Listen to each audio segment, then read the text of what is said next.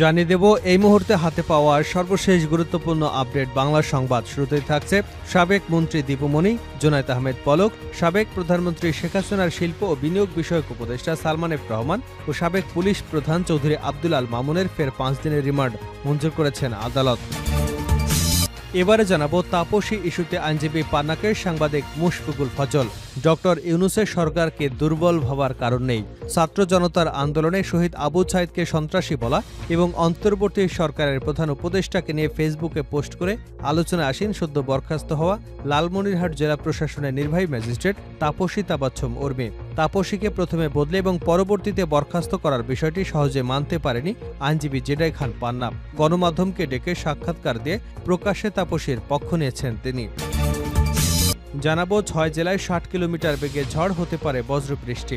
দেশের 6 অঞ্চলের উপর দিয়ে দুপুরের মধ্যে 60 কিলোমিটার বেগে ঝোড়ো হাওয়া সহ বৃষ্টি অথবা বজ্রসহ বৃষ্টি হতে পারে বলে পূর্বাভাস দিয়েছে আবহাওয়া অধিদপ্তর। এইসব এলাকার নদীবন্দরসমূহকে 1 নম্বর সতর্ক সংকেত দেখাতে বলা হয়েছে। এদিকে সাবেক সেনাপ্রধান আজিজের 2 ভাইয়ের পাসপোর্ট বাতিল। মিথ্যা তথ্য দেওয়ায় সাবেক সেনাপ্রধান আজিজ আহমেদের 2 ভাই হারিস আহমেদ এবং তোফাল আহমেদ জোসেফের পাসপোর্ট বাতিল করা হয়েছে। গত 25 সেপ্টেম্বর পাসপোর্ট অধিদপ্তর তাদের পাসপোর্ট বাতিল করেছে। এর আগে জালিয়াতির অভিযোগে নির্বাচন কমিশন তাদের পাসপোর্ট পরিচয়পত্র বাতিল করে দেন। পাসপোর্ট অধিদপ্তরের অতিরিক্ত মহাপরিচালক সেলিনা বানু এ তথ্য নিশ্চিত করেছেন। তিনি জানান, অধিদপ্তরের এক আদেশেই 2 ভাইয়ের পাসপোর্ট বাতিল করা হয়েছে। জানিয়ে দেব পাত্তা পাচ্ছে না জাতীয় পার্টি। ছাত্র জনতার গণঅভ্যুত্থানের পর বর্বরোচিত রাজনৈতিক পরিস্থিতিতে অনেকটা একঘরে দেশের অন্যতম রাজনৈতিক দল জাতীয় পার্টি। আওয়ামী লীগের পৃষ্ঠপোষকতায় গত 3 সংসদ নির্বাচনে অংশ নেওয়ায় দলটি তুমুল সমালোচনার মুখে পড়ে। অন্তর্বর্তীকালীন সরকারের সঙ্গে সংলাপ এখনও আমন্ত্রণ পায়নি দলটি। বর্তমানে রাজনৈতিক মিত্র হিসেবে আর কেউ অবশিষ্ট না থাকায় একলা চলার কৌশল নিয়েছে দলটি। এবং সর্বশেষ জানাবো আন্তর্জাতিক সংবাদ। নিখোঁজ ইরানের শীর্ষ জেনারেল, বাড়ছে রহস্য। ইরানের ইসলামী বিপ্লবী গার্ড বাহিনীর কুদস ফোর্সের কমান্ডার ব্রিগেডিয়ার জেনারেল ইসমাইল কানি রহস্যজনকভাবে উধাও হয়ে গেছেন। গেল কয়েকদিন ধরে তার কোনো খোঁজ পাওয়া যাচ্ছে না। নিউ ইয়র্ক টাইমসের বরাতে খবর প্রকাশ করেছে জেরুজালেম পোস্ট। এতক্ষণ শিরোনাম শুনছিলেন, এবার বিস্তারিত। প্রিয় দর্শক, আপনি যদি এই চ্যানেলে নতুন হয়ে থাকেন, ভিডিওটি দেখতে দেখতে চ্যানেলটি সাবস্ক্রাইব করে আমাদের সঙ্গে থাকুন। আর এই ভিডিও সম্পর্কে আপনি আপনার মূল্যবান মতামতটি কমেন্ট বক্সে জানিয়ে দিন। আর হ্যাঁ প্রিয় দর্শক, জানিয়ে দিন ভিডিওটি কোথা থেকে দেখছেন। দীপুমণি, সালমান এফ রহমান, জুনায়েদ আহমেদ পলক ও মামুন আবারও রিমান্ডে।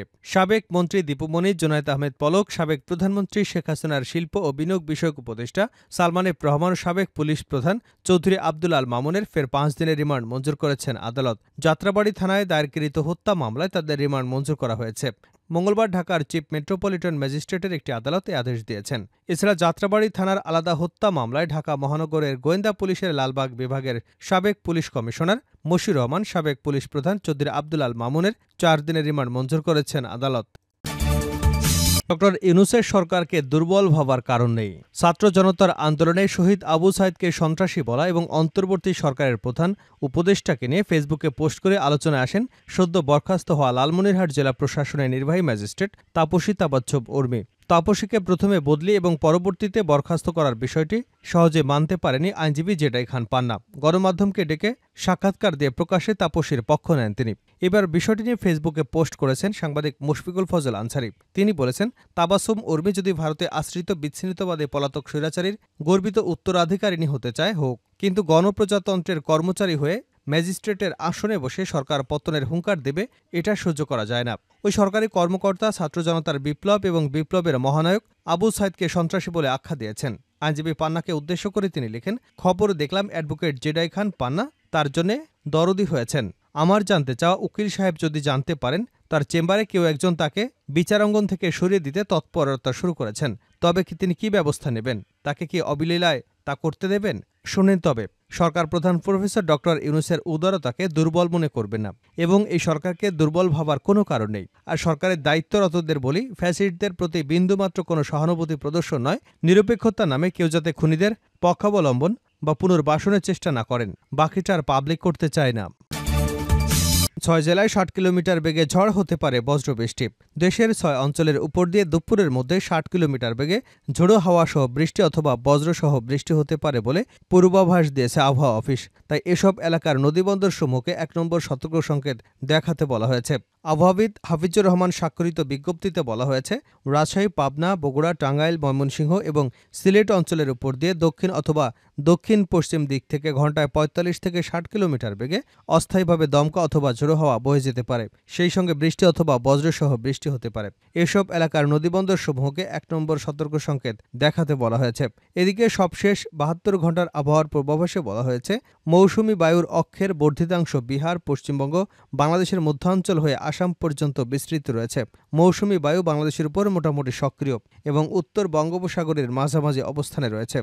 মঙ্গলবার সন্ধ্যা ৬টা পর্যন্ত দেওয়া পূর্বাভাসে বলা হয়েছে, রংপুর, ময়মনসিংহ, সিলেট বিভাগের অনেক জায়গায়, রাজশাহী, ঢাকা, খুলনা ও বরিশাল, চট্টগ্রাম বিভাগের কিছু কিছু জায়গায় অস্থায়ীভাবে দমকা হাওয়া সহ হালকা থেকে মাঝারি ধরনের বৃষ্টি অথবা বজ্রসহ বৃষ্টি হতে পারে। সেই সঙ্গে দেশের কোথাও কোথাও মাঝারি ধরনের ভারী বর্ষণ হতে পারে। সারা দেশে দিন এবং রাতের তাপমাত্রা প্রায় অপরিবর্তিত থাকতে পারে। সাবেক সেনাপ্রধান আজিজের ২ ভাইয়ের পাসপোর্ট বাতিল। মিথ্যা তথ্য দেওয়ায় সাবেক সেনাপ্রধান আজিজ আহমেদের ২ ভাই হারিস আহমেদ এবং তোফায়েল আহমেদ জোসেফের পাসপোর্ট বাতিল করা হয়েছে। গত ২৫শে সেপ্টেম্বর পাসপোর্ট অধিদপ্তর তাদের পাসপোর্ট বাতিল করেছে। এর আগে জালিয়াতির অভিযোগে নির্বাচন কমিশন তাদের জাতীয় পরিচয়পত্র বাতিল করে দেন। পাসপোর্ট অধিদপ্তরের অতিরিক্ত মহাপরিচালক সেলিনা বানু এ তথ্য নিশ্চিত করেছেন। তিনি জানান, অধিদপ্তরের এক আদেশেই ২ ভাইয়ের পাসপোর্ট বাতিল করা হয়েছে। তিনি আরও বলেন, হারিস আহমেদ এবং তোফায়েল আহমেদ জোসেফ তাদের প্রকৃত নাম হলেও তারা তথ্য গোপন করে যথাক্রমে মোহাম্মদ হাসান এবং তানভীর আহমেদ তানজিল নামে পাসপোর্ট নেন ও দুটি পাসপোর্টের মেয়াদ ছিল ২০৩০ সাল পর্যন্ত। বাতিলের আদেশে বলা হয়েছে, অসত্য তথ্য দিয়ে পাসপোর্ট গ্রহণ করায় বাংলাদেশ পাসপোর্ট অধ্যাদেশ ১৯৭৩-এর ৭-এর-২-এর খ ক্ষমতা বলে বাতিল করা হয়েছে। মোহাম্মদ হাসান নামে করা পাসপোর্টে জন্ম তারিখ দেওয়া হয়েছিল ৬ জুন ১৯৬৬ সালে। ২০২০ সালের ২০শে সেপ্টেম্বর ইস্যু করা এই পাসপোর্টের মেয়াদ ২০৩০ সাল পর্যন্ত। ওদিকে তানভীর আহমেদ তানজিল নামে করা পাসপোর্টের জন্ম তারিখ দেওয়া হয়েছে ১৯৬৭ সালের ২৩শে অগাস্ট। ২০২০ সালের ৩রা সেপ্টেম্বর ইস্যু করা এই পাসপোর্টের মেয়াদ ছিল ২০৩০ সালের ৩১শে সেপ্টেম্বর পর্যন্ত। হারিস নাম বদল করে বানানো পাসপোর্টে পিতার নাম সুলেমান সরকার এবং মায়ের নাম রাহেলা বেগম দিয়েছে। স্থায়ী ঠিকানা রয়েছে ঢাকা নুরজাহান রোডের একটি ২৮ নম্বর বাড়িতে। অন্যদিকে জোসেফের নাম পরিবর্তন করে বানানো পাসপোর্টে পিতার নাম সুলেমান সরকার থাকলেও মায়ের নাম ফাতেমা বেগম করা হয়েছে। আর ঠিকানা রয়েছে মিরপুর DOSS এর ২ নম্বর সড়কের একটি বাড়ির ফ্ল্যাট। শেষ করছে আন্তর্জাতিক সংবাদ দিয়ে। নিখোঁজ ইরানের শীর্ষ জেনারেল, বাড়ছে রহস্য। ইরানের ইসলামী বিপ্লবী গার্ড বাহিনীর কুদস ফোর্সের কমান্ডার ব্রিগেডিয়ার জেনারেল ইসমাইল কানি রহস্যজনকভাবে উধাও হয়ে গেছেন। গেল কয়েকদিন ধরে তার খোঁজ পাওয়া যাচ্ছে না। নিউ ইয়র্ক টাইমসের বরাতে খবর প্রকাশ করেছে জেরুজালেম পোস্ট। ইসরায়েলি গণমাধ্যম শনিবার জানিয়েছে, ব্রিগেডিয়ার জেনারেল হয়তো বৈরুতের দক্ষিণাঞ্চলে চালানো ইসরায়েলি হামলায় আহত হয়েছেন। লেবাননের প্রতিরোধ যোদ্ধাদের সম্ভাব্য প্রধান হাসেম শফিউদ্দিনকে লক্ষ্য করে ওই হামলা চালানো হয়েছিল। এরপর থেকে আর খোঁজ পাওয়া যায়নি ইসমাইল কানির। ইরানের কর্মকর্তারাও জানেন না কুদস ফোর্সের প্রধান কোথায় আছেন। প্রতিরোধ যোদ্ধাদের প্রধান হাসান নাসরুল্লাহ ইসরায়েলি হামলায় নিহত হবার দুদিন পর তেহরানের গ্রুপটির অফিসে দেখা গিয়েছিল ইসমাইল কানিকে। তবে শুক্রবার নাসরুল্লাহ স্মরণে ইরান যে সভার আয়োজন করেছিল তাতে দেখা যায়নি এই সামরিক কর্মকর্তাকে। ইরানের ৩টি সূত্রের বরাতে নিউ ইয়র্ক টাইমস জানায়, ইসরায়েলের হামলার পর বৈরুতে গিয়েছিলেন ইসমাইল কানি। এ নিয়ে ইরানি কর্মকর্তাদের নীরবতা এবং গুঞ্জনের আগুনে ঘি ঢেলেছে। ইরাকের রাজধানী বাগদাদে ২০২০ সালে মার্কিন ড্রোন হামলায় কুদস ফোর্সের তৎকালীন প্রধান কাশেম সুলাইমানি নিহত হন। পরে ইসমাইল কানিকে রেভলিউশনারি গার্ডস কোরের বৈদেশিক সামরিক গোয়েন্দা শাখা কুদস ফোর্সের দায়িত্ব দেওয়া হয়।